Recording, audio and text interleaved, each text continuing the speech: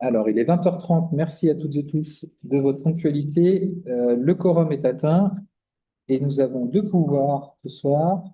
Donc, celui de Yves Urbain, qui est absent et qui a donné pouvoir à Jean-Louis Munier.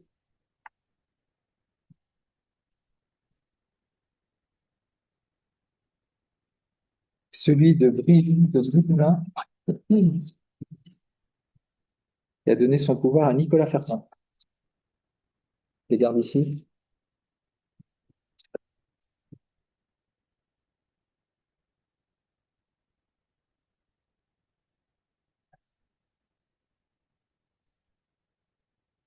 Donc, on est 13. Ouais, on est 13. Donc, c'est Magali Richard qui s'est proposée pour être secrétaire de séance. Ce qu'on propose, c'est que le secrétariat de séance, il tourne un petit peu pour que chacun puisse voir un peu ce que ça donne et que ce ne soit pas toujours les mêmes qui s'y collent. Donc voilà, la dernière fois c'était Pascal, cette fois c'est Magali. Ils ont coché leur nom sur la liste. L'ordre du jour, vous avez vu qu'on l'a un petit peu modifié puisqu'il y a des points qui nécessitaient qu'on travaille encore un peu les questions. On y reviendra peut-être dans le déroulé du conseil, mais on a ajourné le point sur le renouvellement des membres du CCAS, le renouvellement de la commission communale des impôts directs et la désignation du représentant du maire pour représenter la commune dans les actes administratifs authentiques. Voilà. La partie questions diverses, je vous propose de, si vous avez des points en questions diverses à mettre, on peut déjà les noter maintenant. Moi, j'en avais un, c'était les adresses e-mail de la mairie. Est-ce qu'il y a d'autres points que vous souhaitez mettre en questions diverses? Spécialement, si ça vient plus tard, c'est pas grave. Fixer une date pour rencontrer les agents. C'est le moment convivial, ça fait pas partie. On le fera après, ça, je pense. Oui, Ouais. ok. Voilà. Si ça vous vient au cours de la séance, c'est toujours possible. Euh, on vous a transmis le compte-rendu du conseil municipal du 27 mars. Est-ce que vous avez pu en prendre connaissance? Est-ce que vous avez des remarques? Le compte-rendu. Il n'y a pas de questions, pas de remarques. Je le mets aux voix. Est-ce qu'il y a des personnes qui sont contre? Est-ce qu'il y a des personnes qui s'abstiennent? Il est voté à l'unanimité. Merci. Là, il faudra qu'on mette quelque chose, je pense, parce que... Ah oui, à l'unanimité, c'est mis déjà. Parfait. Alors, le compte-rendu des décisions qui ont été prises par le maire en application de ses délégations. Donc, au premier conseil, on a voté pour les délégations que vous avez données au maire pour les décisions qu'il peut prendre sans le conseil municipal. Et donc, on en rend compte à chaque fois au conseil municipal. Donc là, il y avait deux avenants concernant le marché de reconstruction de la commune, de la mairie, pardon. Donc, il y a un premier avenant sur le locat, l'étanchéité, qui entraîne une diminution de 3 180,58 € et qui concerne la modification du balcon de la façade ouest, que j'ai signé le 30 mars 2026. Un deuxième avenant concernant les menuiseries extérieures, intérieures et occultations, qui entraîne là une augmentation de 660 €, qui concerne aussi le balcon en façade ouest. Et puis un devis qui a été signé de 1 990 € pour remplacer le servomoteur de l'échangeur sanitaire. Donc ça, il s'agit de la chaufferie qui est en bas du bâtiment de l'école, là, et sur lequel il y avait besoin de remplacer un élément technique. Voilà. Est-ce qu'il y a des questions sur ces points? Des remarques? C'est OK pour tout le monde? Très bien. Donc, on passe à la première délibération, qui est la délibération de désignation des membres de la commission urbanisme. Alors, en préambule, on a ajourné pas mal de désignations de commissions parce qu'on souhaitait prendre le temps de réfléchir au fonctionnement des commissions, à leur organisation, Euh, voilà, donc on s'est laissé un mois de plus pour relancer toutes les commissions qui étaient déjà en cours et qui marchaient bien et peut-être en créer d'autres. Vous verrez notamment dans la Gazette qui va paraître en mai qu'on souhaite lancer une commission démocratie locale. Et donc, on fait déjà un appel à volontaires pour recenser les personnes qui seraient intéressées de participer à cette commission, enfin les habitants. Euh, voilà, donc la première commission qu'on met quand même en place, et qui est une commission importante puisqu'elle donne des avis sur les autorisations d'urbanisme qui sont déposées auprès de la commune. Donc, il est nécessaire qu'on la mette en place rapidement et elle a un fonctionnement qui est déjà bien cadré. Est-ce que je vous lis tout le préambule? Peut-être pas. Donc, ces commissions, elles sont convoquées par le maire, qui peut désigner un vice-président et qui peut les convoquer. Donc, je pense que c'est comme ça qu'on fonctionnera. Ce sera un élu qui sera en charge des commissions et qui sera donc officiellement vice-président de cette commission et qui pourra les convoquer et les présider. Euh, donc, dans les communes de plus de 1000 habitants, les différentes commissions doivent respecter le principe de la représentation proportionnelle pour permettre l'expression pluraliste des élus au sein de l'Assemblée communale. Donc, il doit y avoir des élus des différents groupes, entre guillemets, dans ces commissions. Voilà. Donc, ces commissions, elles sont normalement votées à bulletin secret, sauf si le conseil municipal décide à l'unanimité de les voter à main levée. Voilà. Donc, est-ce qu'il y a des personnes qui souhaitent aujourd'hui qu'on fasse le vote sur la commission urbanisme à bulletin secret? Ou plutôt, est-ce qu'il y a des personnes voilà, qui s'opposent à ce qu'on fasse le vote à main levée? On est d'accord pour faire ce vote à main levée? OK. Donc, parmi les personnes donc on propose pour la commission d'urbanisme, euh, les personnes qui sont proposées, c'est pour le redire, le fruit d'échanges qu'on a eus, notamment avec les élus de la majorité, mais aussi avec les élus de la minorité, pour leur demander quels étaient leurs souhaits d'implication dans l'action municipale. Donc, pour la liste 1, la liste qu'on propose, parmi les élus, sont proposés Dominique Escaron, Laurent Lebrun, Jean-Louis Munier et Gilda Bouffaut. Et, Et Brigitte. et Brigitte, oui, je l'ai changé sur le. Voilà, là il y avait un oubli. Et Brigitte Dumoulin.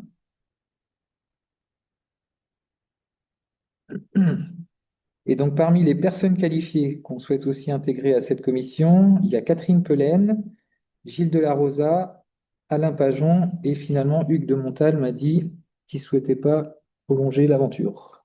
Voilà. Donc, faut trouver quelqu'un d'autre ou c'est Pas spécialement parce qu'on détermine en fait. En fait, Hugues de Montagne est intéressant parce il est architecte. Oui, oui. Et Paysagiste. Catherine aussi. Et comment? Catherine Pérenne, elle est architecte. Oui. Ouais. Donc, Ok, on a- d'accord. on a un architecte. On a un archi dans la Et Brigitte, urbanisme. c'est aussi L'urbanisme. architecte de formation. Ce qui est important, c'est d'avoir à la fois des personnes qui ont des compétences sur le sujet et à la fois des personnes qui connaissent le village, qui ont un peu d'historique, parce qu'il y a souvent des choses qui relèvent aussi de cette appréciation.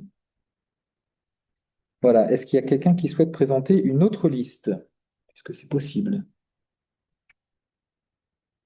Pas d'autre liste. Donc, je vous propose de mettre aux voix la liste qui est proposée. Est-ce qu'il y a des personnes qui sont contre? Est-ce qu'il y a des personnes qui s'abstiennent? Eh bien, je vous remercie. Donc, la commission urbanisme est votée à l'unanimité. Et elle se réunira probablement, comme elle le faisait avant, c'est le 4e jeudi du mois, à voir si ça tombe bien pendant le mois de mai et ensuite, donc on vous enverra rapidement un premier planning. Voilà. On n'a pas encore regardé ça avec Blandine, mais ça devrait être fait rapidement. On passe à la deuxième délibération, qui est un point à journée qui concernait le renouvellement du membre du CCAS. Est-ce que, Pascal, tu veux en dire un mot ou tu veux que je le fasse? Oh, je crois que tu as tous les éléments, hein. C'est comme tu veux, comme c'est un peu ton dossier. Non, ben, en fait, oui, je me suis posé la question de savoir sur quoi reposait la constitution du CCAS en termes de règlement, de conformité à tel ou tel principe ou telle réglementation. Et en fait, pour l'instant, je trouve que c'est un peu flou, c'est-à-dire qu'il y a à la fois des choses qui attestent de l'existence juridique du CCAS, parce qu'il y a un numéro de SIRET, mais en même temps, le fonctionnement n'est pas tout à fait conforme à normalement ce qui est réglementaire. Donc, du coup, on est un peu apparemment dans un entre-deux et on a besoin de temps pour finir l'étude de ce dossier, en fait. Par exemple, normalement, je crois que dans le CCAS, il doit y avoir des représentants d'associations, entre guillemets, officielles. Oui, notamment la CAF, l'Union des familles. Enfin voilà, il y a des représentations sur lesquelles il faut faire publication de enfin, d'offres de candidature. Donc je ne sais pas si peut-être Dominique, toi, tu as un historique sur la constitution même du CCAS de l'époque. Moi, j'ai rien retrouvé à ce stade. Ouais, tu peux le faire, ils viennent pas, et puis voilà. Oui, Et si tu as envie de t'occuper, tu peux, hein, tu peux oui, les inviter, mais il n'y a pas de souci. cette question de Et parité. tu regarderas sur les effectifs des communes. Parce que déjà, nous, on n'est pas obligé d'avoir un Voilà, oui, CPS. Donc, exactement. une fois que tu reprends l'histoire, bon, Donc voilà, Donc il y a encore trop je ne sais pas encore sur quel pied danser exactement. Donc voilà, je propose de prévoir ça pour le prochain conseil municipal. Et ce sera une commission qui est ouverte aux non élus, aux habitants, à ceux qui sont volontaires ou... Bah, l'idée, c'est de continuer effectivement à associer des habitants du SAPé, mais à voir sous quelle forme, parce qu'en fait, la forme officielle du CCAS, c'est autant d'élus que de représentants d'associations officielles, Mhm. qui peuvent être des gens du SAPé s'ils sont mandatés par une association, et ça n'empêche pas, par ailleurs, d'avoir un groupe d'habitants qui viennent effectivement au sein d'une commission, bah, soutenir l'action du CCAS, comme ça a été le cas jusqu'à maintenant. Ok. Le fonctionnement actuel n'est pas du tout remis en question qui associe les habitants du SAPé. C'est juste qu'on cherche la forme juste. est-ce qu'il y a d'autres questions ou remarques sur ce sujet? On passe à la troisième délibération. Donc, la constitution de la commission d'appel d'offres ou commission d'adjudication. Donc ça, c'est une commission qui se réunit lorsque la commune passe des marchés publics et doit respecter une procédure pour désigner des candidats et étudier les candidatures et donc les offres des entreprises qui postulent. Bon, bah, je passe sur les détails, hein, tout est écrit. Voilà, sur cette délibération, on avait listé, nous, les titulaires, donc qui seraient Laurent Lebrun, Jean-Louis Munier et moi-même, Gilles Bouffot, et il nous faudrait trois représentants suppléants qu'on n'avait pas pris le temps de désigner. Est-ce qu'il y a des personnes qui seraient intéressées? Sarah Gu, Sarah Bouillet, Florian, ouais. Florian de chez elle. Donc les suppléants, ils sont convoqués lorsque les titulaires ne peuvent pas siéger. si Florian n'y va pas, moi j'y vais, mais Vas-y. je te laisse toute la place. Bon, à base là, allez, j'y vais. Ah, ok. Je sens que t'en veux pas trop. Et Florian Delru. C'est bon pour toi? Et il va falloir que tu les réécrives dans le petit tableau qui est en dessous.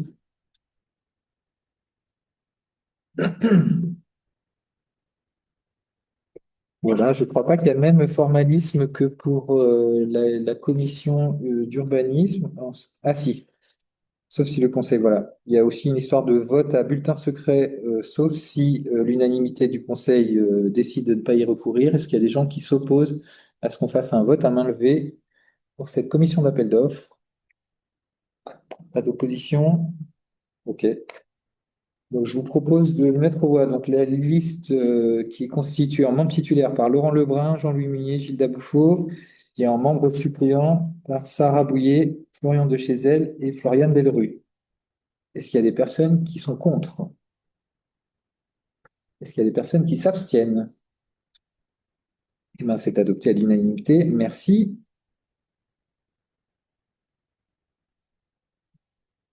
Le renouvellement de la commission communale des impôts directs. Donc là aussi, on l'a ajourné puisqu'on s'est rendu compte un peu tard qu'il fallait dans cette commission des habitants. Donc c'est une commission qui a pour but d'instruire les demandes des services de l'État, des services fiscaux, lorsqu'ils font des demandes pour révision des bases locatives, qui sont les bases qui servent à établir les taxes foncières notamment. Donc, c'est une commission qui est amenée à se réunir pour dire, vis-à-vis des propositions des services fiscaux qui disent on considère que tel logement aujourd'hui doit avoir une salle de bain, une toilette, et donc ça fait monter sa base locative, puisque les bases locatives, elles sont basées, entre guillemets, euh, sur le confort du logement. Et elles n'ont pas été toutes révisées dans le temps suffisamment. Donc, il y a parfois des vagues de révision de ces bases locatives. La commission, elle est là pour donner un avis qui sera ou pas suivi par les services fiscaux, mais sur telle ou telle situation, en fonction de la connaissance, encore une fois, du village et de ses habitants. En général, ça fait suite à tous les demandes de permis de construire ou de demandes de travaux. En fait. Ok, Dans cette occasion-là, qu'ils vont voir s'il y a des choses qui changent, quoi. d'accord. Et est-ce qu'il y a des dossiers en cours? Si la commission est pas renouvelée, il y a des urgences? Donc, tous les ans. C'est souvent une fois par an, ouais. Donc on a le temps encore de la constituer et de la mettre en place en mai, je pense, au Conseil de mai. D'ailleurs, je vais noter dans les plans d'hiver, tant que j'y pense, les dates des prochains conseils.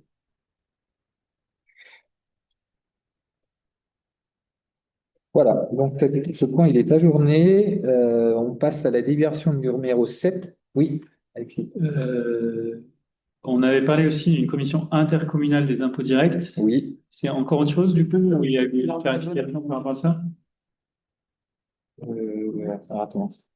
Celle-là, c'est la communale, hein. Ah, mais je suis en train de me rendre compte que j'ai sauté une délibération en plus. La 5? Non, on était en cadre. Ah oui, On est à 4. à la 4. Ok, pardon, c'est moi qui ai sauté. Excuse-moi. Oui, il y en a aussi une intercommunale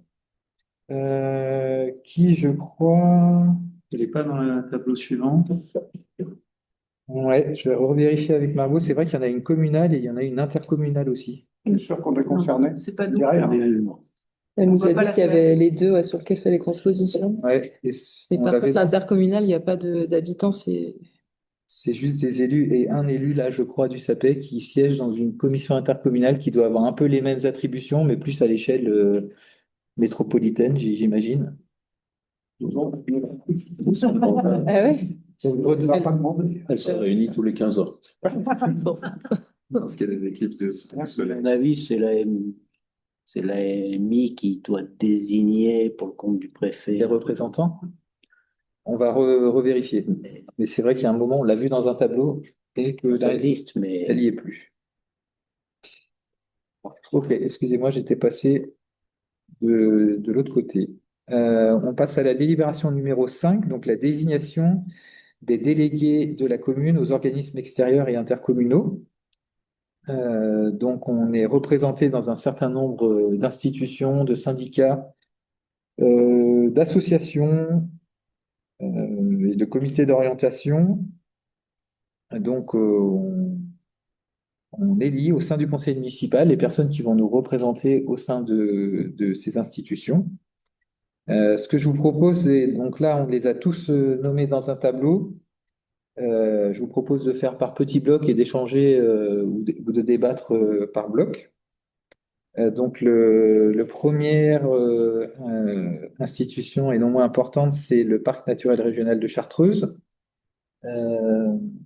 Alors, dans l'ordre du jour, vous aviez un doute qui persistait entre Alexis ou Nicolas, et donc c'est Alexis Bédouin qu'on va proposer en suppléant. Je le dis déjà puisque je l'ai inscrit dans le déroulé que Magali est en train de prendre. Donc sur ce point, on a eu bien évidemment des discussions avec Dominique, qui était notre représentant actuel au parc et qui en était le président. On a eu aussi de nombreux échanges avec à la fois des communes membres du parc, des gens qui travaillent au parc, notamment son directeur, euh, avec des professionnels aussi qui sont en lien avec le parc, donc, qui travaillent sur les thématiques qui sont celles du parc, pour se poser de la question de est-ce que c'était euh, euh, quelle serait notre position vis-à-vis du maintien éventuel de notre délégué actuel ou du positionnement d'un délégué qu'on choisirait au sein de la majorité. Voilà. Le choix qu'on a fait, qu'on a explicité à Dominique en le rencontrant une deuxième fois, c'était de proposer un représentant qui soit issu de notre majorité après toutes ces consultations. Notre réflexion, c'était celle de dire que c'était un organisme dans lequel on souhaitait s'impliquer pleinement et que notre majorité s'implique pleinement dès le début du mandat. La proposition de Dominique, c'était si je peux m'exprimer à ta place, Dominique, hein, tu prendras la parole si tu le souhaites ensuite, c'était de dire que pour la commune, ça avait un intérêt que son représentant puisse rester et puisse garder la présidence du parc, au moins jusqu'aux élections régionales et départementales de 2028. Voilà, donc c'est quelque chose qu'on a pris en compte aussi. Voilà, on en est arrivé en majorité à un consensus pour dire qu'on souhaitait donc que ce soit Yves Urbain qui soit le représentant de la commune.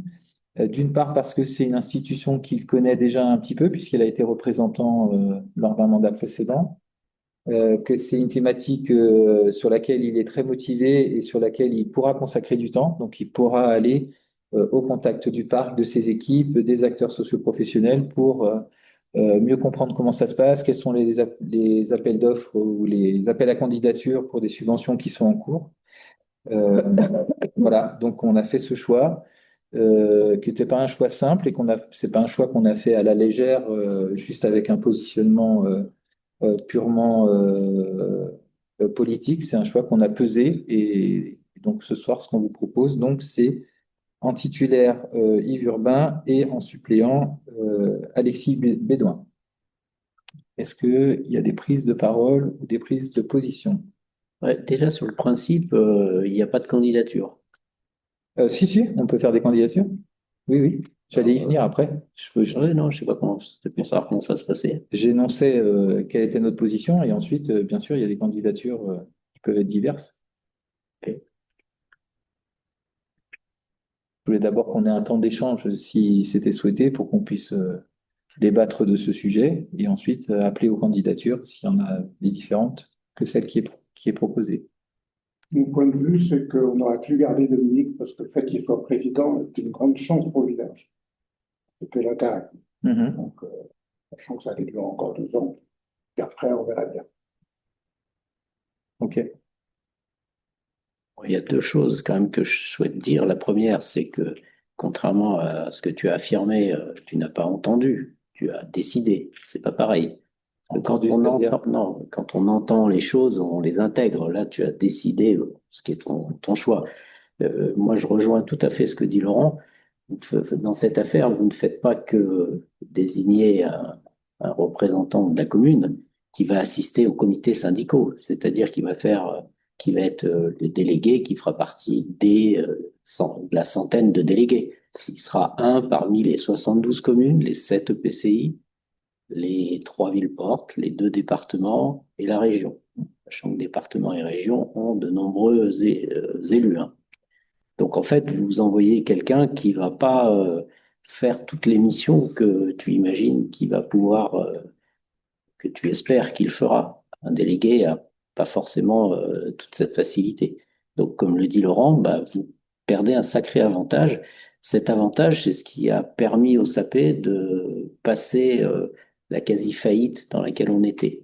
Parce que le rôle du président, c'est aussi d'être en phase avec les régions, les départements, les EPCI et de tirer un certain nombre de ficelles qui permettent d'avoir les bonnes relations, d'avoir les bonnes infos, et vous allez vous priver de ça. Ce qui est fort dommage parce que ce choix que vous allez le faire. Préciser le probablement. lien avec la faillite. Ben, parce Plus qu'en fait, précisément, plus concret. le village a besoin de subventions pour Mhm. faire n'importe quel projet.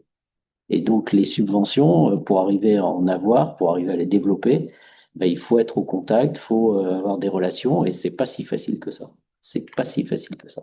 Ça prend du temps. Voilà. Ça Mhm. prend Et du temps et là, on se prive d'un truc qu'on a déjà. voilà. On a déjà- Donc, du voilà. coup, Ouais, vous c'est ça. allez assoiffer la commune pendant quelques années. Et la difficulté, c'est que, en plus, Yves Urbain, que j'apprécie, moi, j'avais aussi pris l'engagement de faire en sorte de le mettre à cheval, c'est-à-dire de lui permettre de rentrer dans le parc. C'est pas tout d'être délégué, mais de rentrer d'une manière opérationnelle, puisque moi, je proposais de m'intéresser à cette chose pendant encore 1 an et demi, puisque les élections, ça va arriver très vite, là, hein, c'est en mars 2028. Donc, il y a moins de 2 ans à passer. Donc, moi, je m'étais engagé à faire en sorte qu'il soit en situation de prendre éventuellement des responsabilités et de pouvoir faire ce que vous souhaitez qu'il fasse. Mais j'ai peur que, en faisant ce choix, c'est-à-dire en l'envoyant directement comme ça, en pratique, vous n'aurez pas le résultat que vous attendez et lui, il ne pourra pas s'impliquer comme il le souhaite. Il le sait, enfin, j'en ai rediscuté avec lui, il le sait très bien, puisqu'il a été délégué du temps de Jean Barbet et il se rappelle bien qu'il n'a pas pu faire grand-chose. Il le sait. Donc après, c'est votre choix, mais moi, je pense que vous vous privez et vous privez le village d'un atout, voilà, pendant 1 an et demi. Bon, c'est pas non plus une folie, mais je pense que ça vous manquera. Ça vous facilitera pas le transfert pour répondre à ce que dit Solène, c'est-à-dire sur ces histoires de subventions. Euh, Toutes les communes ont droit à des subventions, le département, la région, la métro, tout le monde distribue normalement. Mais le fait d'être au courant permettait d'en avoir plus parce qu'on est au courant du fond de dossier, du reste, de la possibilité de dernière minute. Voilà, c'est ça qui permettait de faire la différence. Et nous, ici, on passe 3 dossiers de la région au lieu de moins de 1 en moyenne dans les communes, etc., etc. C'est ça qui va, que le risque que vous prenez. Et moi, la proposition que j'avais faite, c'était justement de permettre à Yves de monter en puissance et je l'aurais aidé dans ce sens-là. C'était ça ma proposition. Une chose qui vous échappe forcément un petit peu, mais c'est que le fait que je sorte du circuit du parc, euh, ça rend un peu plus compliqué la gestion du parc parce que ça veut dire qu'ils vont devoir changer, puisqu'il y a des élections là, les élections ont lieu le 8 juin au parc, si tout va bien. Donc le 8 juin, j'ai convoqué le conseil syndical. Mais derrière, on revotera après les régionales, comme tu l'as expliqué. Donc, du coup, en 1 an et demi, il va y avoir 2 élections. Ce qui n'est pas très facile pour les équipes, parce qu'encore une fois, c'est du temps de remise en route. Il faut changer les vice-présidents, changer le bureau. Enfin, c'est tout un processus qui est assez long. C'est une grosse machine. Et du coup, 1 an et demi sur une machine comme ça, contrairement à un conseil municipal où vous pouvez tirer les ficelles assez facilement, sur une grosse machine comme ça, 1 an et demi, c'est comme à la métro, hein, 1 an et demi, on ne fait pas tout ce qu'on veut, on ne change pas la nature des choses. Donc ça, c'est un souci. L'autre problématique qu'on risque d'avoir, c'est que, alors c'est pas forcément un problème, mais pour le Sapé et l'Isère, c'est que ça donne l'opportunité à la Savoie de récupérer la présidence, ce qui n'est pas illégitime, mais qui éloigne aussi le centre de décision un petit peu du village et de l'Isère. Donc, il y a un petit peu toutes ces conséquences. Et puis, il y avait des gros dossiers qui étaient en cours au parc que je vais devoir céder. Ça vous a peut-être échappé, mais il y a la loi Montagne 3 qui est en cours de sortir, sur laquelle on travaille sur l'accès à la nature, sur un certain nombre de grands sujets sur lesquels j'ai été impliqué. Donc, ça me ferait sortir de tout ça. Donc, c'est un, un vrai dommage pour pour le territoire, pour les espaces naturels, pour la gestion du parc, pour la commune. C'est pour ça que, et même pour Yves qui va pas être facilité dans son approche. Donc c'est pour ça que je vous explique tout ça pour que chacun puisse l'intégrer. Après, j'entends que je suis pas de majorité, mais le propre d'une délégation, c'est que vous pouvez la retirer, voilà, à chaque conseil. Donc moi, je m'étais engagé à dire que je mettais à cheval Yves Urbain et 2, que je faisais le boulot de, de compte rendu, de retour, etc. Donc voilà, ça c'était mes arguments. Après, j'ai entendu les vôtres, hein. Mais enfin voilà. Il y aura de toute façon la réélection d'une présidence, hein, de toute En façon. juin? Le 8 juin, Oui, Oui. il y a l'élection du nouveau président suite au municipal et on recommencera oui, ça l'est. juste après Et en de mars. toute façon, là, tu n'es pas, quand bien même tu aurais été choisi, tu n'étais pas Non, non, vice-président. c'est pas d'office, c'est un vote, ouais. Oui, c'est Voilà. ça. Donc, Après, bien sûr que c'est un vote, voilà. Mais c'est des votes un petit peu qui se jouent très en amont, quoi. Ça s'improvise pas, voilà.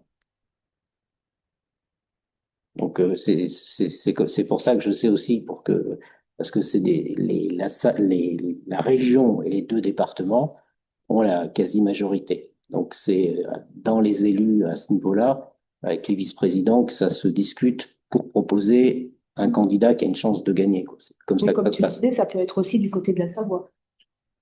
Ah bah, oui, ça peut être un Savoyard ou un Isérois, bien sûr. Et aujourd'hui, le fléchage tel qu'il se prononce pourrait être en faveur de la Savoie. Voilà. Donc c'est ces arguments-là, voilà, que je pose sur la table. Après, moi, je peux pas à votre place, mais c'est voilà, je me permets de le redire et d'insister peut-être un peu difficilement pour vous, mais voilà, je vous l'explique parce que c'est quand même pas, c'est pas inodore, incolore, et y compris pour vous, y compris pour le village, pour le territoire. Je trouve que c'est pas forcément la bonne piste, voilà. Ce que Valérie vient de dire, moi je proposerais bien effectivement qu'on nomme Dominique comme titulaire et Yves comme suppléant, au moins jusqu'au mois de juin, pour voir ce qui se passe. Si jamais il est réélu, c'est quand même une chance pour le village. Si jamais il n'est pas élu président, bah, du coup, ça n'aura plus beaucoup d'intérêt et on peut faire le switch après avec Yves qui prendra la place. Ça peut être une Oui, ça il n'y a pas de souci avec ça. Walou. Après, le choix du délégué, vous pouvez le remettre en cause, c'est ce que je disais à chaque conseil. tous les mois. Donc, je suis pas dans une situation non plus d'extrême liberté ou quoi que ce soit. C'est vous qui avez la main. C'est pour ça que je pense que vous prenez pas un gros risque et je pense que voilà. Ça manquerait quand même d'élégance qu'on te nomme, que tu sois élu président et qu'au bout de 2 mois, on casse le président. Honnêtement, ça nous mettrait dans une situation très inconfortable. En fait. On est Alors, d'accord, mais c'est dans le cas où il ne serait pas élu président. En fait, si je ne suis pas élu président le 8 juin, le conseil suivant, je démissionne et on envoie Yves sans difficulté. Oui, mais si tu es Voilà. élu, Alors, si je suis élu et que quelques mois plus tard, vous décidez de me virer, après, moi, j'accepte cette possibilité. Voilà, je suis pas inquiet par rapport à vous et par rapport au reste. Non, mais on Faire mettrait face à ça. encore plus le parc dans une situation de déstabilisation que tu Tout à fait. évoquais si on faisait pas. Voilà. Si le... Mais on en revient à la case de départ, donc c'est pas non plus le drame. Ça génère un conseil syndical en plus, c'est tout. oui, sans fond. Mais après, quand on regarde l'histoire, Gilda et d'autres ici qui ont suivi les conseils, les relations avec le parc, on n'est pas, c'est pas un syndicat où ça pose des soucis au SAP. Bien au contraire. Donc c'est le risque que le parc nuise ou que mon action nuise au SAP. J'ai du mal.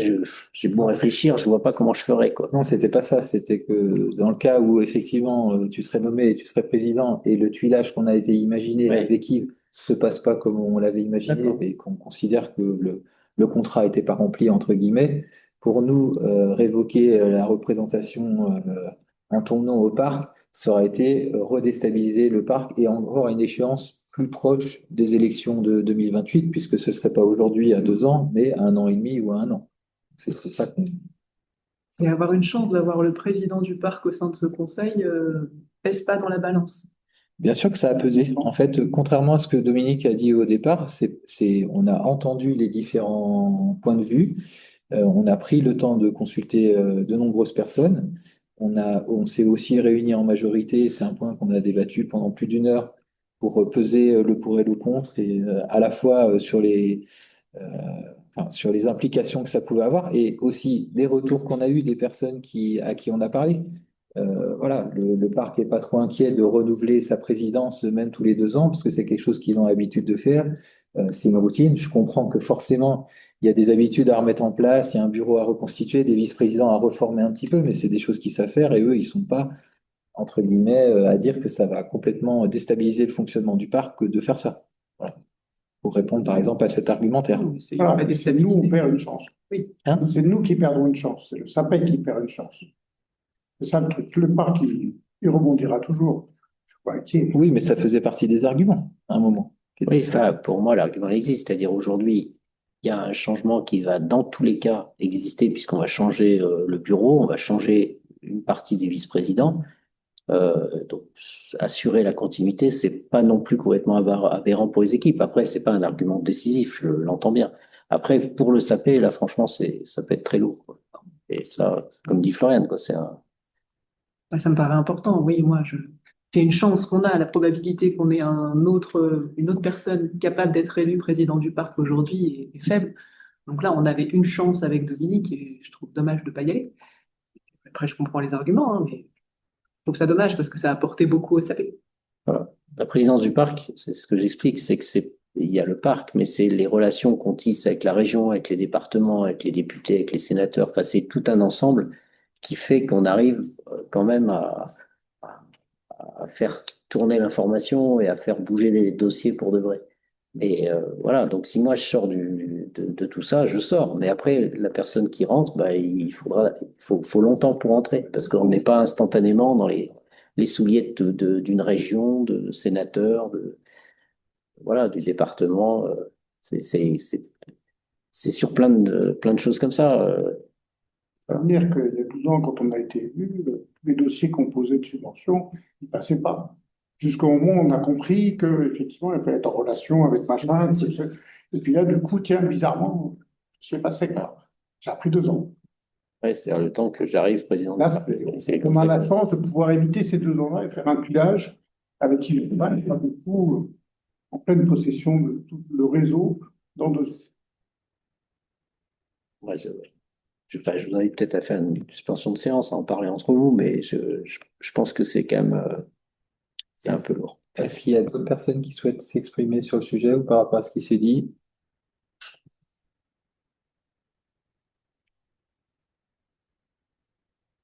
C'est bon. Est-ce qu'il y a des personnes qui souhaitent une suspension de séance pour qu'on en discute? Moi, j'ai entendu les arguments et j'en éprouve pas le besoin maintenant. Maintenant, s'il y a besoin au sein de notre majorité de faire une suspension de séance, tout à fait concevable. C'est bon? Ok, donc sur ce sujet, donc je vous propose de faire appel aux candidatures. Donc la candidature numéro 1, c'est celle de Yves Urbain et de Alexis Bédouin en suppléant. Est-ce qu'il y a d'autres candidatures? Je me présente. Oui.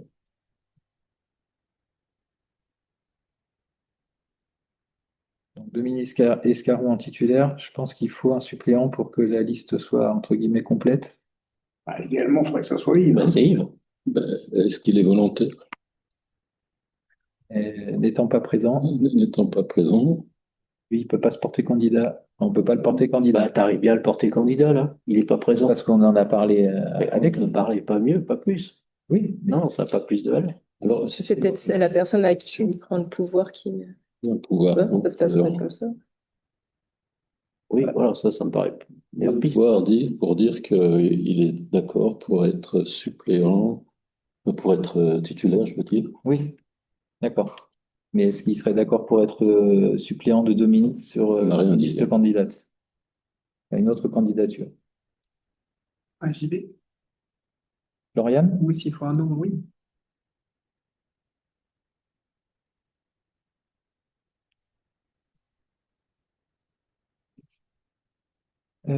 Ok. Est-ce qu'il y a d'autres candidatures? Alors, contrairement aux commissions, je ne crois pas qu'on soit obligé de faire ce vote à bulletin secret. En tout cas, c'est pas ce que Margot a noté. Est-ce que vous êtes d'accord pour faire un vote à main levée? On- Donc, qui vote pour la candidature numéro 1, la liste 1, Yves Urbain en titulaire et Alexis Bédoin en suppléant?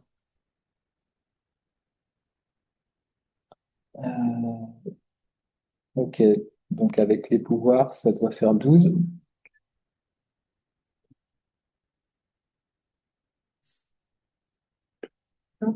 On compte les pouvoirs. Oui, Parce que, juste là pour être sûr, on comptait pas les pouvoirs enfin, on votait pas pour les pouvoirs quand le c'est, mois dernier. je pense que C'est pour le maire. Pour les élections. Non, mais juste pour qu'on soit Ouais. sûr qu'on compte les pouvoirs. Là, c'est une décision sur laquelle le pouvoir, je pense, joue. Donc, Nicolas, il a le pouvoir de Brigitte et Jean-Louis, il a le pouvoir de d'Yves.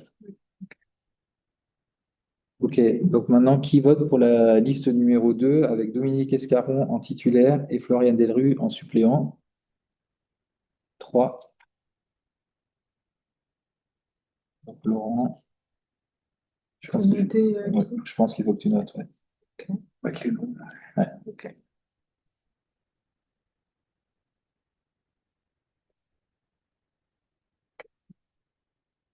Je vais finir après. Je vais faire pendant que tu parles. Ok. Donc, la liste numéro 1 est élue. Donc, le représentant au PNR de Chartreuse sera Yves Urbain et son suppléant Alexis Bédoin.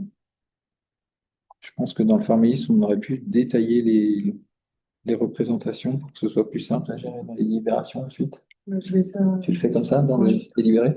Je fais représentation par représentation. Ok. Et de la même manière, on peut aussi changer d'avis le mois prochain, si jamais discussion interne. C'est entendu. Oui, tout à fait. Discussion interne, les arguments, chemin. Ok, je vous propose de passer au deuxième sujet de représentation, qui est celui du SIGS, donc le syndicat intercommunal de groupement scolaire. Euh, donc depuis la dernière évolution des statuts de syndicat, la commune a 4 représentants au sein du syndicat et la commune de Sarcenat 3 représentants. Que préciser de plus?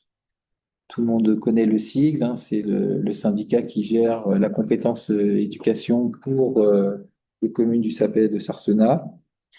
Donc là, nous, on a une première proposition de liste avec en titulaire Pascal Chaumet, Brigitte Dumoulin, Solène Compin et moi-même, Gilda Bouffaut.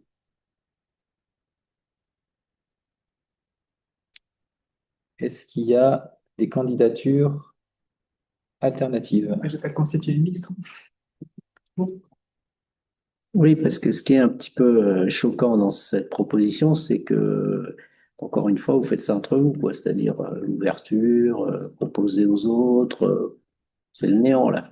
Non, dans les discussions qu'on a eues avec chaque personne de la minorité, on a demandé aux gens dans quelle commission, institution ils souhaitaient s'engager ou ils souhaitaient prendre de la place et on n'a pas eu de retour de la part d'un de vous trois dans le site. Ah bah moi, je vous ai manifesté mon intérêt pour le sigle.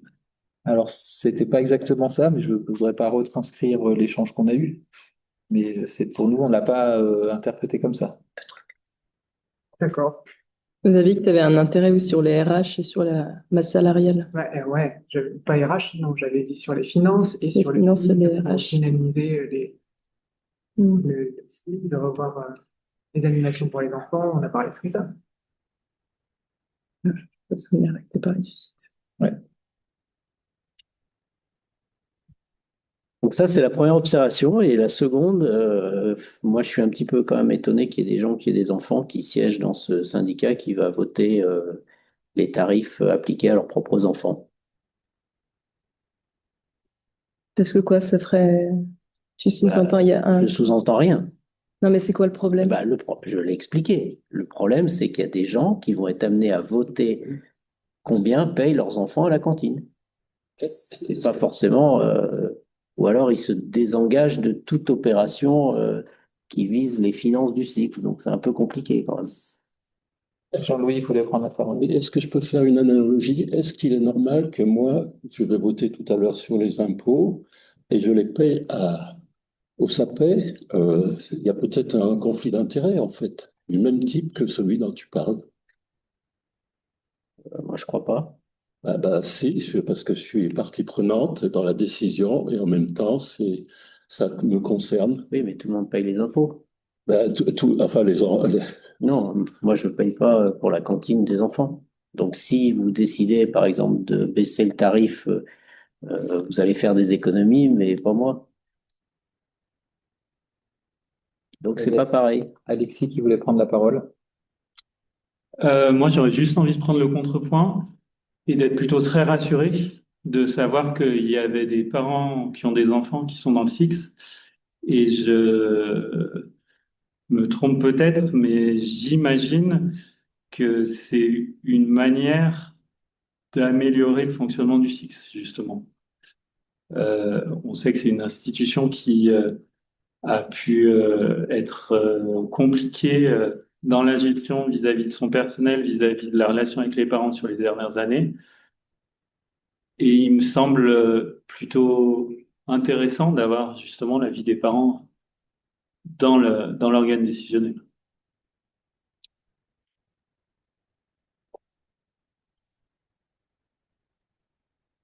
Est-ce qu'il y a d'autres remarques ou d'autres prises de parole dans ce débat?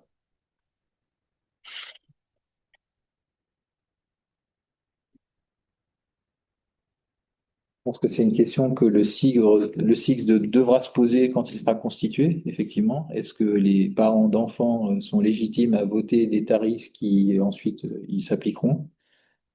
Il y avait déjà quand même des parents d'élèves qui étaient dans le conseil syndical du SIG sortant. Voilà, moi j'y étais, et puis des parents de Sarcena aussi. Donc il faudra qu'on demande au syndicat s'il y a besoin de préciser quels sont les déports légitimes de ces élus lorsqu'il y a vote sur les tarifs ou des choses qui impactent leur... Peut-être un petit complément d'information sur les tarifs à la cantine. Ça avait été discuté dans une commission mixte, il me semble, avec les représentants des parents qui étaient présents, qui n'étaient pas conseillers syndicaux. Alors, ils n'avaient pas voté, mais prenaient part au débat, aux discussions de ces tarifications. Ça répond à l'inquiétude du collègue, là, pas à la mienne. Pourquoi? Tu peux expliciter? Ça explique que les parents avaient leur mot à dire. Mais le vote formel de quelqu'un qui a un intérêt, c'est gênant. Je pense qu'il faut C'est même illégal, juste que les élus se déportent. par exemple. Mais si à chaque fois vous déportez, ça va être... Heureusement qu'on vote pas les tarifs de la cantine tous les mois, hein. Non, mais il y en a d'autres, c'est pas une c'est un grand classique au SIGS. Il y a le périscolaire, il y a plein de tarifs tout le temps à ajuster, à voter, à remettre. C'est une fois le règlement intérieur et on ne vote pas tous les mois des nouveaux tarifs pour le périscolaire ou la cantine. Enfin, c'est sûr que ça demandera une transparence sur qu'est-ce qui fait que les prix sont ceux qui sont, quoi. Mais c'est bien, c'est important. Merci de le nommer et puis on se le note. Parce qu'il vous faudra un quorum, j'imagine. Il y a combien de parents qui sont aujourd'hui côté Sarcena et côté ici, vous savez? À Sarcena, combien ils ont d'élus, de Qui parents sont avec pas- des enfants à l'école? Il y en a 2. Et vous seriez? Et là, on serait 2. Ça veut dire qu'il n'y aurait que 3 élus qui n'auraient pas d'enfants scolarisés. Donc si l'argument est valable, il n'y a pas de quorum. Je ne sais pas comment se fonde le quorum en cas de déport de certains élus. Le président ou la présidente a une voix. C'est en cas d'égalité. En cas d'égalité, ouais.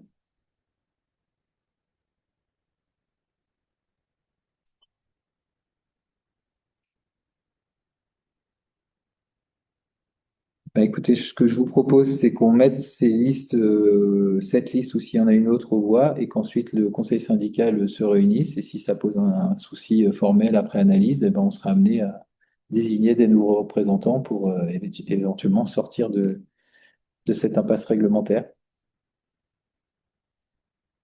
Est-ce qu'il y a d'autres souhaits de prise de parole? On ne voit pas. Donc, est-ce qu'il y a d'autres listes candidates pour la représentation et donc les 4 représentants du SAPE au SIGS? On ne voit pas. Donc, je mets aux voix la représentation donc, par Pascal Chaumet, Brigitte Dumoulin, Solène Compin et Gilles Labouffaut. Est-ce qu'il y a des contre? Des personnes qui sont contre? 2. Dominique Escaron et Floriane Delabru. Est-ce qu'il y a des gens qui souhaitent s'abstenir? Laurent.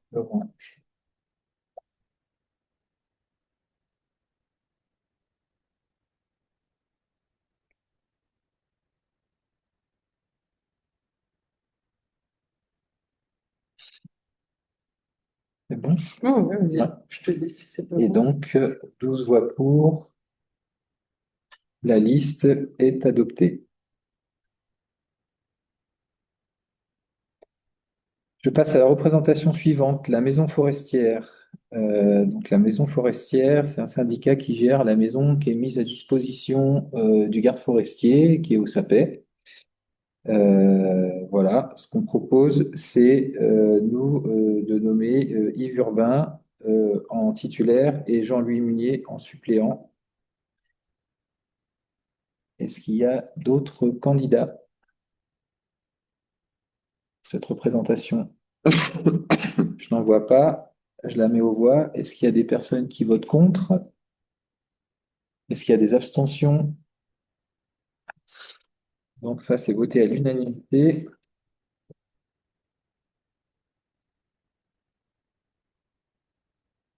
Ensuite, la commission syndicale pour la gestion du centenaire.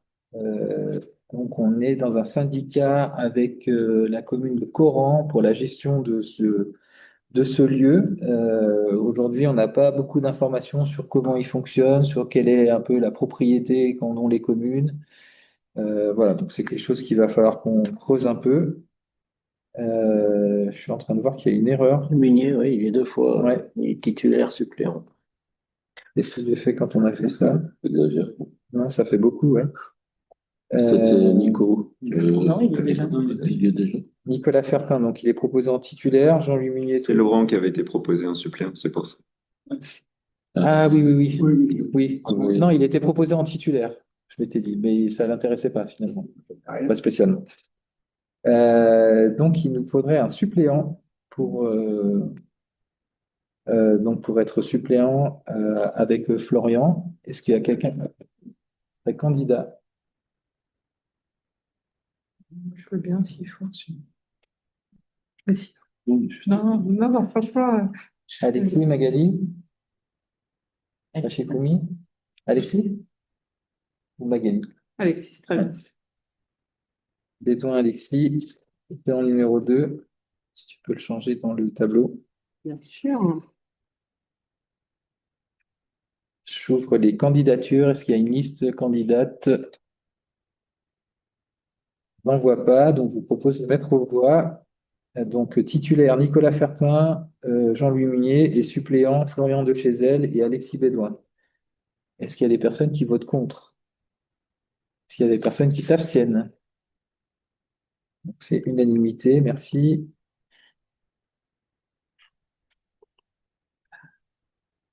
Maintenant, les représentants de la commune au conseil d'administration de la crèche Saperlipopette. Donc, dans les statuts de la crèche, il y a 2 représentants de la commune pour participer au conseil d'administration. On propose de notre côté les candidatures de Odile Bertrand et Sarah Bouillet. Odile qui était déjà impliquée dans la crèche lors du mandat précédent. Voilà. Est-ce que ça appelle des observations ou des commentaires? Est-ce qu'il y a des candidatures autres que celles qui sont proposées d'Odile et de Sarah? On ne voit pas, donc je mets aux voix. Est-ce qu'il y a des personnes qui sont contre? Est-ce qu'il y a des personnes qui s'abstiennent? C'est voté à l'unanimité. Merci. Le représentant de la commune dans la SEM, donc la Société d'économie mixte, PFI, les pompes funèbres intercommunales. On propose la candidature de Pascal Chaumet, qui est notre adjoint de parcours de vie. Est-ce qu'il va aller On envoie le bout. On l'a pas mis à la crèche, hein. Est-ce qu'il y a des candidatures alternatives? J'en vois pas, je mets aux voix. Est-ce qu'il y a des personnes qui sont contre? Est-ce qu'il y a des abstentions? Unanimité, merci. La SPL ALEC, donc l'Agence locale de l'énergie et du climat, donc ils nous ont renvoyé un message pour nous dire qu'il y avait un représentant par commune au sein de cette société publique locale. Et je crois qu'il y a à la fois la société publique locale et un conseil d'orientation. Il y a un autre organe en fait. Le représentant, il est représentant de la commune dans deux organes. Voilà. Propose la candidature de moi-même, Gilda Bouffaut, pour représenter la commune au sein de cette SPL. C'est une association qui agit auprès des communes et des particuliers pour tout ce qui est Une association, c'est une ESPL. une ESPL, pardon, qui agit auprès des particuliers sur tout ce qui a trait à l'énergie, aux réductions des factures énergétiques, aux travaux. Elle accompagne aussi la commune sur tout son diagnostic énergétique et sur les travaux qui sont en cours, notamment sur le chauffage de l'école et bientôt son extension. Est-ce qu'il y a des candidatures alternatives? Je n'en vois pas. Je vous propose de mettre aux voix. Est-ce qu'il y a des personnes qui sont contre? Est-ce qu'il y a des abstentions? C'est voté à l'unanimité. Merci. Et donc, la dernière représentation, je crois, il s'agit de la Maison communale des personnes âgées de Mélan. Donc, anciennement, le syndicat, le SYMPA, qui a été dissous il y a quelques années, je crois. Donc, il y a un comité d'orientation qui a été maintenu avec deux représentants des communes qui constituaient le syndicat avant. Donc, on vous propose la candidature de Pascal Chaumet et de Sarah Bouillet à la place du point d'interrogation qui était dans votre déroulé. Est-ce qu'il y a des candidatures alternatives? On ne voit pas. Je vous propose de mettre aux voix. Est-ce qu'il y a des personnes qui sont contre? Est-ce qu'il y a des abstentions? C'est voté à l'unanimité. Merci. Donc, je crois qu'on est arrivé au bout des représentations. La délibération numéro 6 qu'on a ajournée, c'était une délibération pour désigner le représentant du maire pour représenter la commune dans les actes administratifs authentiques. Après vérification, c'est tout à fait réglementaire d'inclure cette délégation au sein de l'arrêté, donc notamment de l'adjoint Jean-Louis Munier pour qu'il puisse le faire.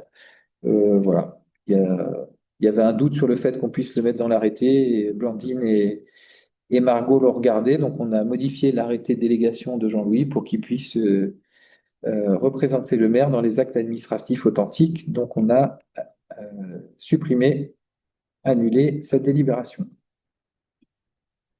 Je passe à la délibération numéro 7, le vote des taux d'imposition 2026.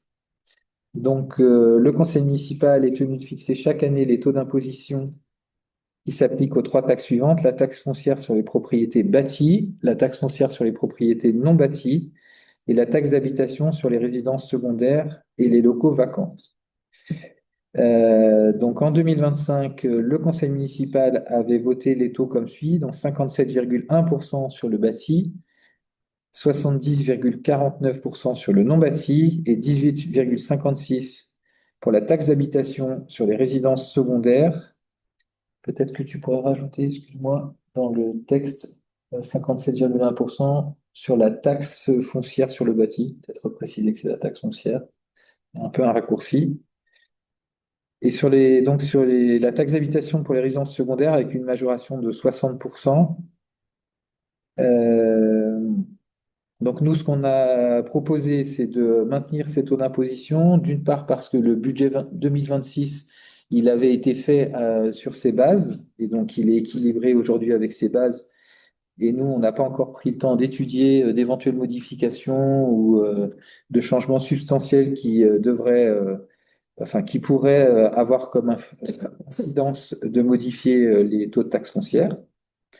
Euh, donc, on rappelle aussi qu'on souhaitait fonctionner dans dans la continuité des projets qui avaient été lancés, notamment la rénovation de la mairie et les petits investissements en cours, et donc que les taux d'imposition tels qu'ils avaient été fixés sont en phase aujourd'hui avec cette ambition de continuité. Donc, on propose de les maintenir pour l'année 2026. Est-ce qu'il y a des questions ou des remarques sur ce point?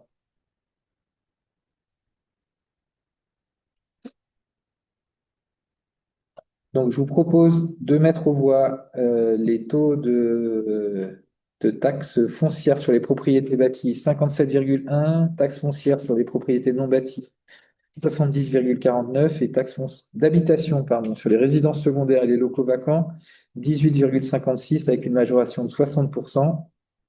Est-ce qu'il y a des personnes qui votent contre? Est-ce qu'il y a des abstentions?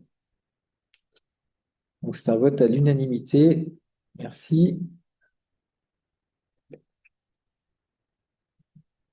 Le règlement du conseil municipal, donc la délibération numéro 8, vous avez eu une proposition qui vous a été envoyée par Margot en pièce jointe euh, au déroulé. Voilà, donc on a repris la trame qui était celle du règlement du conseil municipal qui était en vigueur jusqu'à maintenant. Dans les petites modifications qu'on a faites, on a rajouté un chapitre sur les relations entre les élus et les agents de la commune, en stipulant que les demandes des adjoints et du maire qui concernent les tâches et les missions des agents devaient être formulées auprès de la secrétaire générale, qui les relaiera ensuite aux agents, et non fait directement auprès des agents. C'était une des demandes qu'on a eues des services pour essayer de canaliser un petit peu les demandes et pour pas qu'ils soient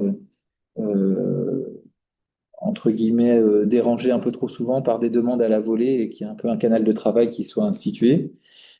Et voilà, de la même manière, les élus ne doivent pas prendre des engagements auprès d'habitants ou de sollicitations externes qui entraînent une implication des agents et des services de la commune sans en avoir au préalable référé à la secrétaire générale qui est la garante de la charge de travail et de l'organisation des services de la mairie pour répondre à toutes ces demandes. Voilà. Je suis en train d'essayer de regarder qu'est-ce qu'on avait reprécisé aussi.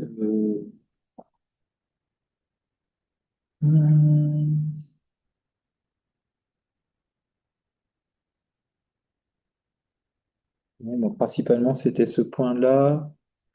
On a parlé aussi de l'accès des locaux de la commune, donc, en précisant qu'il n'y a que le maire et les adjoints qui détiennent les clés de la mairie et d'éventuels bâtiments communaux, avec un registre des clés qui est tenu par la secrétaire générale et que les conseillers municipaux peuvent accéder à la mairie aux horaires d'ouverture au public ou lors d'une réunion, d'un rendez-vous en présence d'un adjoint ou du maire.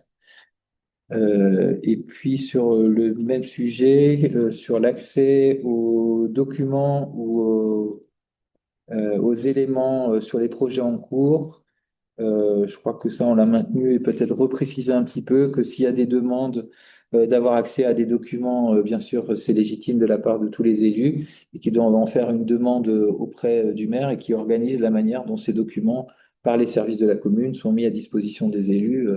Pareil, pour pas que ça soit fait de manière inopinée et qu'on puisse s'organiser. Voilà. Est-ce que vous avez des remarques ou des questions concernant ce règlement intérieur, enfin de ce règlement du conseil municipal? Moi, j'en ai. Oui. Je pense qu'il nécessite une mise à jour. Il y a des règles qui n'ont pas été prises en compte, il y a des lois qui ont changé depuis cette version. Ok. Pour moi, il n'est pas votable en l'état.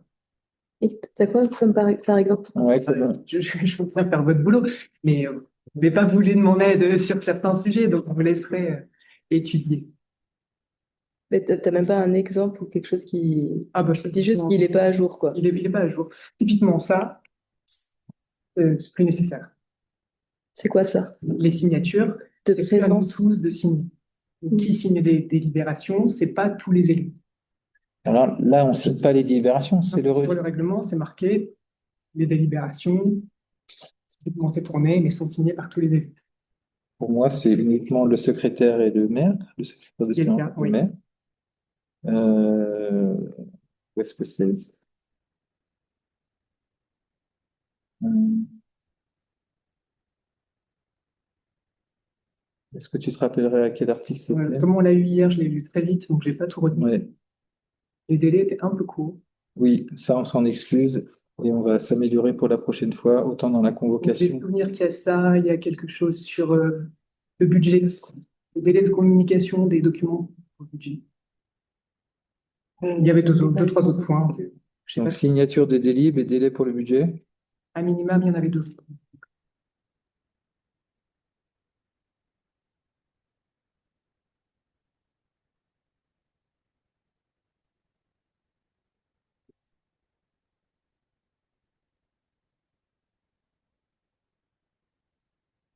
Ok, bah, écoutez, s'il y a des choses qui paraissent pas à jour réglementaire, on va la journée, on va la retravailler avec les services.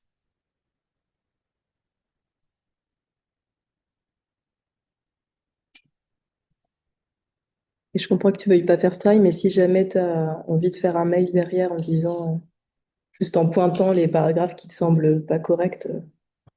Ouais, je pourrais regarder ça peut-être demain. Et là, c'était trop court. Enfin, j'ai regardé très vite. Non, mais bien Si sûr, vous voulez une c'était analyse trop court. complète du Oui, oui. document, il va me falloir un peu plus que 24 heures. Non, mais c'est sûr. Ok, donc Non, on mais ajourne on va la dire. délibération on la reporte au prochain conseil avec une lecture plus fine et des points à revoir. Apparemment, le cadre réglementaire n'est pas à jour. Enfin, de la manière dont on l'a formulé. Remarque de détail. Oui. J'ai vu des traces d'écriture inclusive dans le document. Oui. Je rappelle que c'est interdit dans l'administration française. Ah bon? Oui. L'éducation nationale et dans l'administration. Après, quand on s'écrit des lettres d'amour, on peut le faire, mais Et dans ce document? il y en a ouais, pas beaucoup. Enfin, Peut-être, dans le déroulé aussi. Le déroulé, c'est pas très grave, mais dans un règlement intérieur, il faut les virer.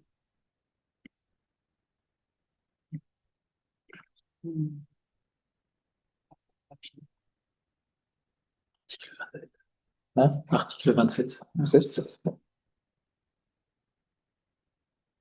Hmm.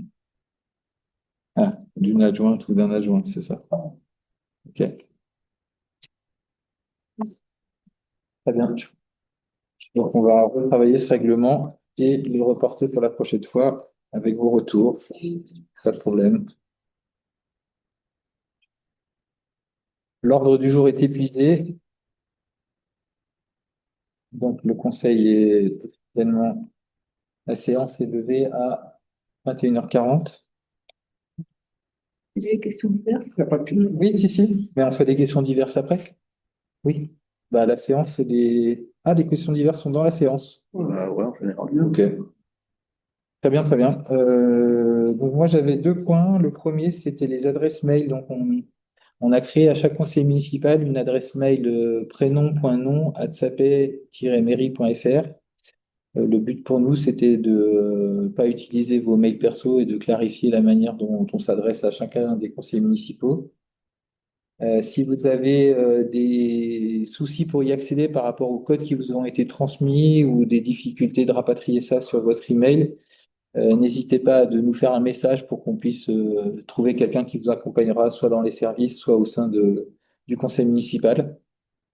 Donc voilà, à partir de, je pense, du prochain conseil, on fera les convocations sur cette adresse, si ça vous convient.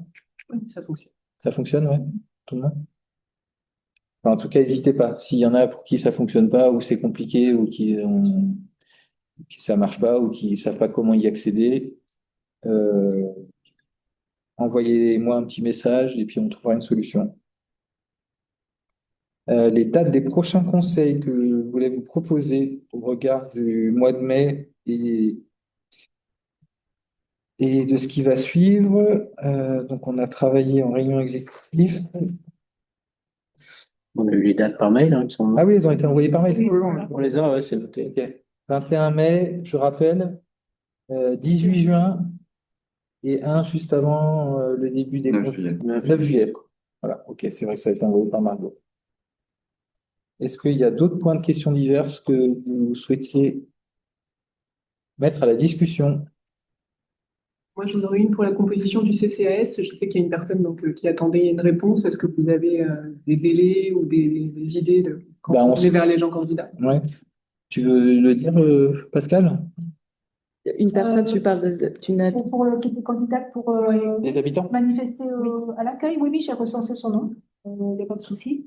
Comme je l'ai dit, on va constituer la commission pour le prochain conseil municipal. Oui, donc dans le mois, vous les recontactez. Au 21 mai, on va essayer de passer. J'attendais, j'ai pas répondu aujourd'hui parce que je voulais vérifier qu'on ajournait bien. Enfin, c'était comme la convocation était, enfin, l'information était encore passée avec cette commission. Je voulais attendre que le conseil soit passé pour pouvoir lui répondre et lui dire que voilà, on allait travailler sur le sujet et qu'elle serait contactée le moment venu.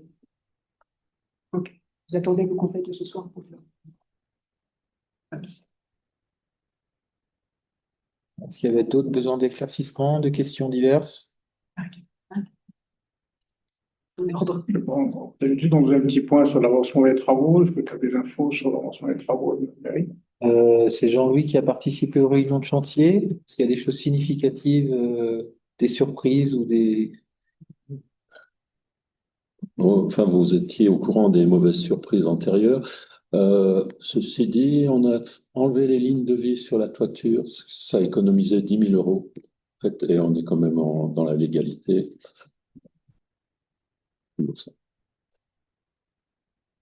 Sur la toiture? Pour accéder au Velux et tout. T'es dans la légalité jusqu'à ce qu'un mec tombe, quoi. Et là, tu te diras, j'ai gagné 10 000 euros.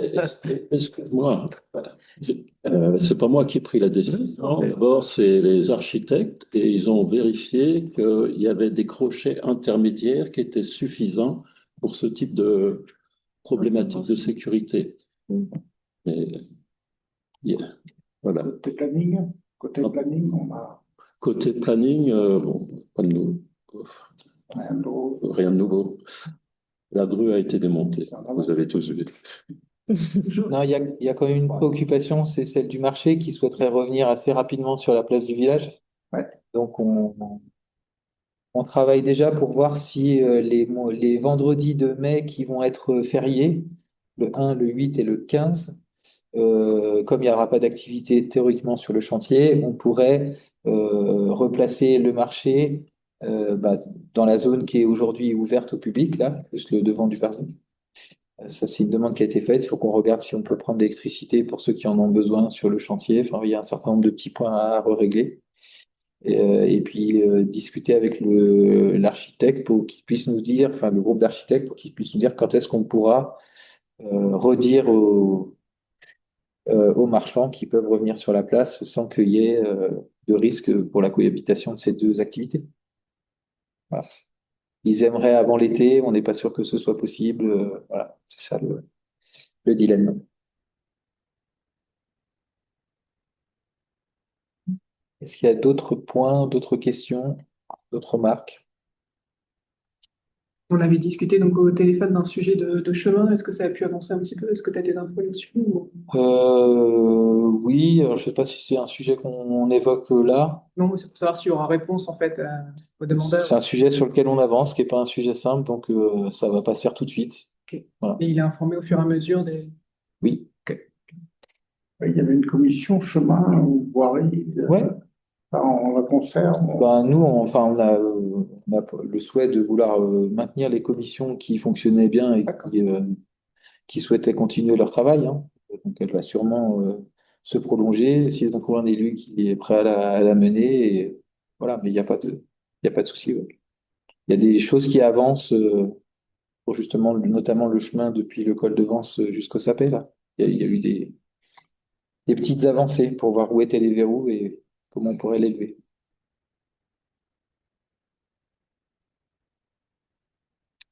Est-ce qu'on est bon pour tout le monde? La séance est levée, non pas à 21h40, mais à 21h47. La vidéo est coupée. Et on coupe la vidéo.